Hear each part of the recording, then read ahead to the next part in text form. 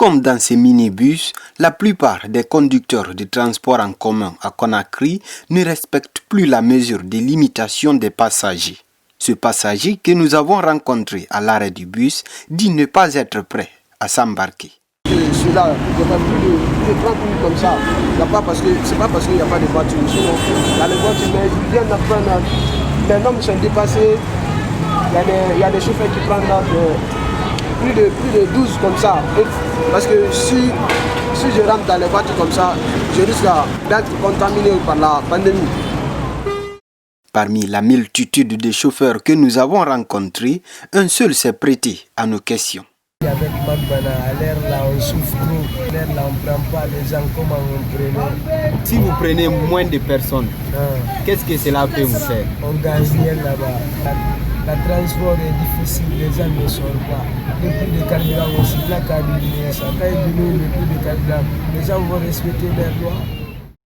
Ces citoyens se disent inquiets, ils appellent l'État et les chauffeurs à plus de responsabilités pour éviter les risques de contamination à grande échelle. La dernière fois, nous étions dans un taxi, on était au nombre de 5. On est exposé à ce danger parce qu'il y a d'autres qui ne mettent pas même pas le truc. Il y a d'autres qui s'en foutent, des couvre-feux. Tandis que l'épidémie est là, le virus est là, les gens prennent ça à la légère. Les chauffeurs doivent aussi contrôler leurs clients pour ne pas qu'il y ait la propagation de ce virus. Ces deux côtés doivent travailler. L'État doit travailler, les chauffeurs doivent avoir. Eux-mêmes, ils sont exposés. L'État doit même pomper les taxis.